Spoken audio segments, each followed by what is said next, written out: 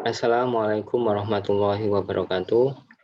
Alhamdulillahilladzi arsala rasulahu bil huda wa dinil haq lidhhirahu 'ala dini kulli walau karihal musyrikun. Asyhadu an la ilaha illallah, asyhadu anna Muhammadan abduhu wa rasuluhu. Rabbi shrah li sadri wa yassir li amri wahlul 'uqdatam min lisani yafqahu qawli. Amma ba'du.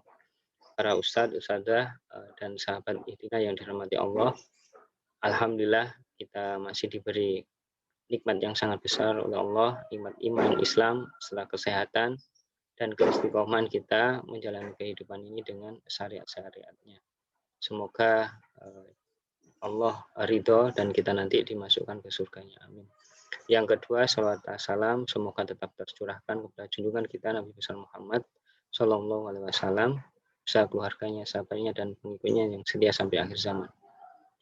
Para ustadzah, dan sahabat ihtina yang dirahmati Allah, dalam kesempatan ini saya ingin menyampaikan kemudahan-kemudahan metode ihtina. Kenapa?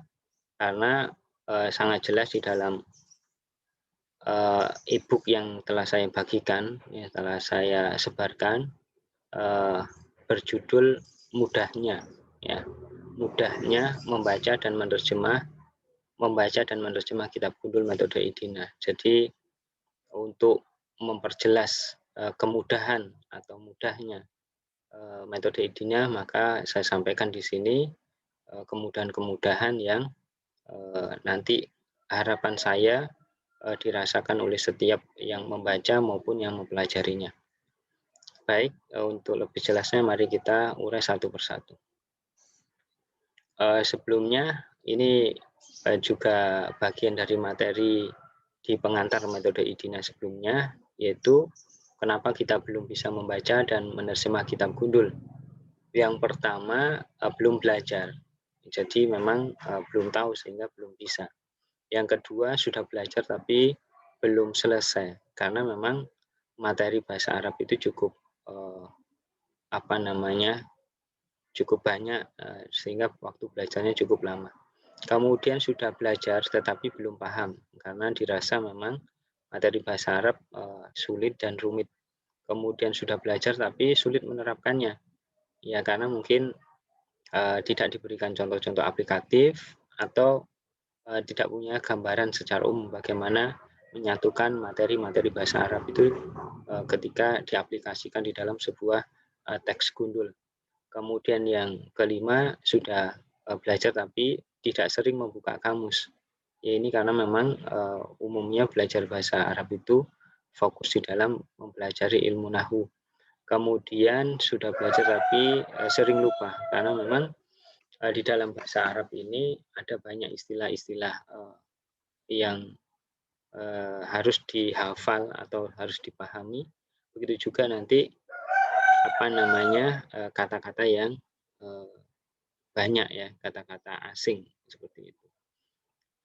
Dengan kondisi seperti ini, ya, jadi saya juga berharap, ya, bahwa metode ihtina ini bisa menjadi solusi. Kenapa? Karena memiliki beberapa kemudahan-kemudahan. Kemudahan-kemudahan apa? Nah, ini nanti kita bahas beberapa kemudahan yang saya uraikan di sini. Yang pertama, ya, kemudahan-kemudahan metode ihtina itu, yang pertama adalah langkahnya jelas dan disampaikan di awal.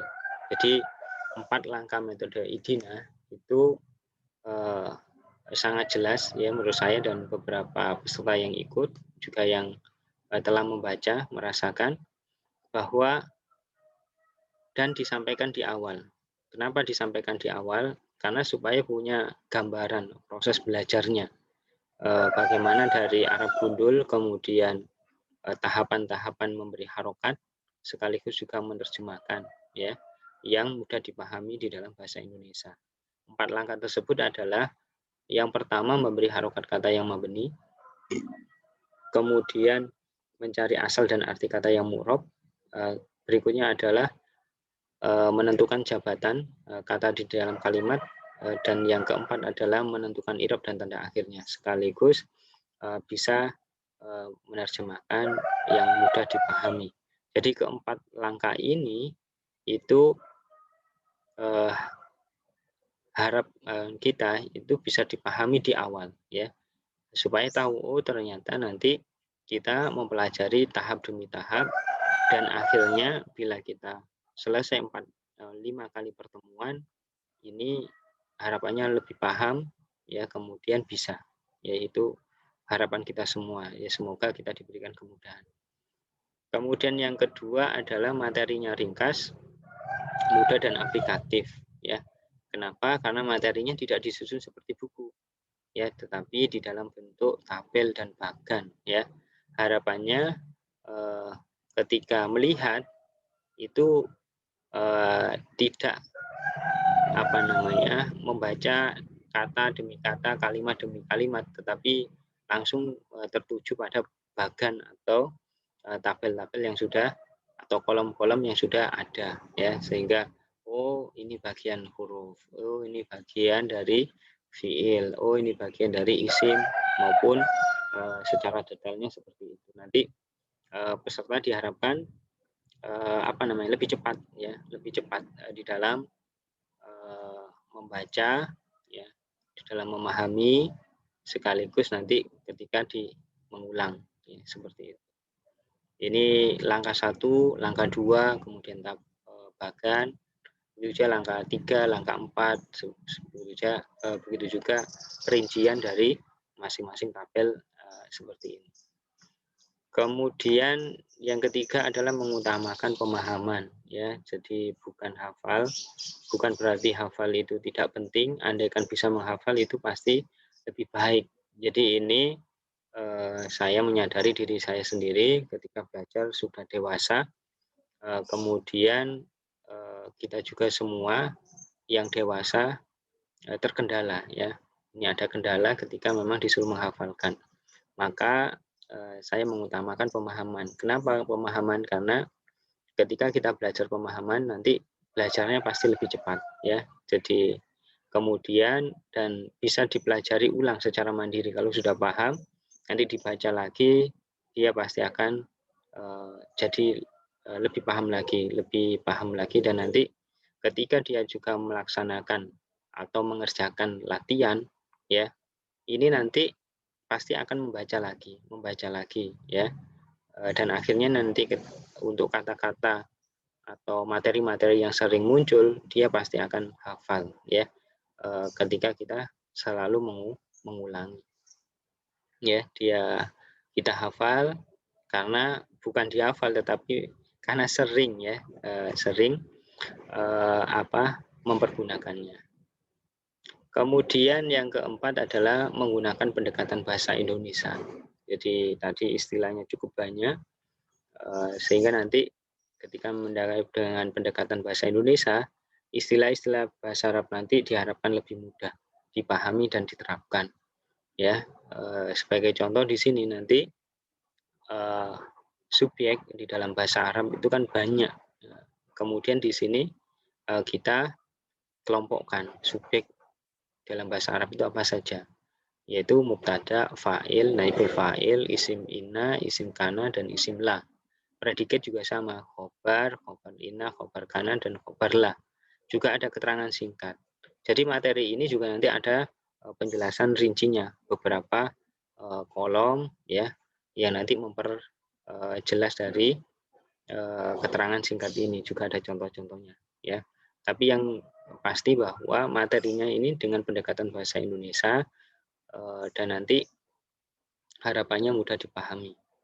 Berikutnya juga pada saat menentukan jabatan, langkah ketiga itu juga dengan ketika menentukan jabatan itu dengan pendekatan arti ya, itu nanti diharapkan lebih tepat ya. Jadi misalkan contoh di sini ya'kulu zaitun masaan. Jadi masaan di sini artinya di sore hari. Di sore hari itu berarti dzaraf zaman. Jadi keterangan waktu. Andai kan kita tidak tahu bahwa masaan ini artinya di sore hari, maka kadang ya kita langsung mengatakan dari fiil, fa'il, maf'ul ya. Masaan dianggap objek ya, maf'ul bi. Ini karena memang kita tidak mengerti artinya. Andaikan kalau kita tahu artinya, maka masaan ini pasti disebut sebagai dzaraf zaman, ya. Begitu juga yang lain, nanti dengan pendekatan bahasa Indonesia akan lebih mudah dipahami, sekaligus nanti lebih mudah menerjemahkannya. Kemudian untuk yang kelima, adalah ada latihan bertahap sesuai dengan langkahnya. Sehingga nanti diharapkan ketika peserta mengerjakan latihan itu akan lebih paham dan bisa menerapkan metode ini kepada kitab gundul. Kenapa? Karena sudah terlatih langkah demi langkah. Langkah 1 memberikan harokat kata yang mabni, langkah 2 mencari asal dan arti kata yang mu'rob, yang ketiga adalah menentukan jabatan kalimat dalam bahasa Arab, ya, berdasarkan artinya dengan pendekatan arti tadi.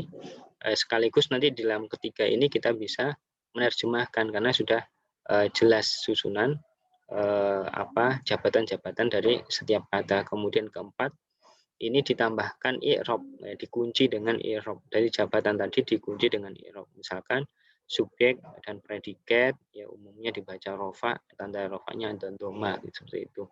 Ya, kemudian objek sama keterangan-keterangan umumnya dibaca nasab atau fathah. Jadi seperti itu, ya. Jadi ketika bisa mengerjakan 4 langkah ya sesuai dengan tahapannya, diharapkan lebih paham dan jadi bisa. Kemudian juga diperhatikan persiapan kursus metode IDINA, kursus online. Begitu juga kunci suksesnya. Jadi kunci suksesnya itu cuma 3. Membaca sebelum kursus ya akan nanti lebih paham ketika dijelaskan. Kemudian yang kedua adalah serius pada saat juga santai pada saat online ya. Jadi diperhatikan saja apa yang kita bahas dan kita tunjuk. Kemudian yang ketiga adalah mengerjakan latihan. Jadi mengerjakan latihan itu sangat penting ya, sangat penting. Jadi kalau belajar tanpa mengerjakan latihan seperti ikut seminar atau seperti itu sehingga hanya tahu tetapi tidak bisa atau kurang paham. Yaitu harapannya kita tidak seperti itu. Jadi nanti andaikan dari pemirsa atau yang melihat tampilan ini, saya berharap sekali andaikan ikut di dalam kursus online diupayakan mengerjakan latihan ya seperti itu.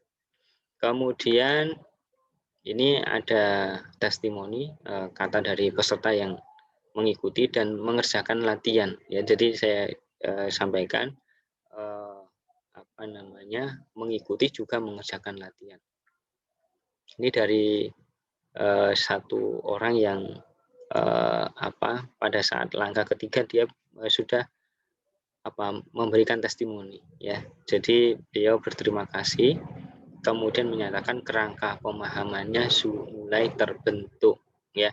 Kerangka pemahamannya terkait dengan membaca tahapan metode ini sudah terbentuk. Kemudian ya ini metode yang dimaksud adalah metode IDINA yang sangat luar biasa ya. Beliau ini usia sudah tua ya, dan dia mengatakan seperti saya sudah tua tetapi ingin bisa. Kemudian juga ada yang mungkin sudah pernah belajar bahasa Arab dan mencoba membaca kitab gundul tetapi menghadapi kesulitan-kesulitan atau keruwetan. Sehingga di sini dia menyampaikan banyak terbantukan dengan keruwetan benang kusut belajar Arab gundul. Jadi alhamdulillah. Jadi ini adalah peserta yang mengikuti juga mengerjakan latihan ya. Pasti akan nanti merasakan hasil lebih maksimal bila ikut mengerjakan latihan. Semoga nanti semua peserta yang ikut atau yang sudah ikut tapi belum paham itu diberikan kemudahan.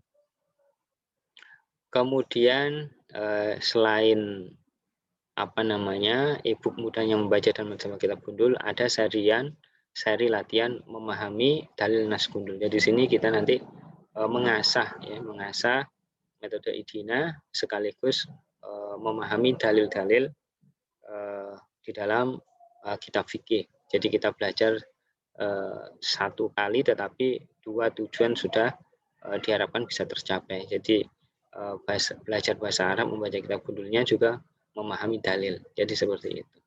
Kemudian ini gambaran ya, gambaran yang nanti insya Allah akan saya perbanyak, yang 4 langkah mudah metode IDINA. Jadi saya berikan contoh-contoh ke depan ya, jadi saya bagikan di Instagram maupun Facebook atau mungkin update WA saya seperti itu. Ya semoga jadi contoh dan nanti bisa jadi pembelajaran yang singkat. Baik, itu yang bisa saya sampaikan ya pada kesempatan ini. Semoga judul ya, mudahnya membaca dan menghafal kitab gundul ini bisa tersampaikan dengan saya sampaikan kemudahan-kemudahan ya, di dalam metode IDINA ya. Semoga kita semua diberi kemudahan dan akhirnya bisa, karena sangat eman ya atau rugi ketika kita seorang muslim belum maksimal di dalam belajar bahasa Arab, karena Al-Qur'an ya.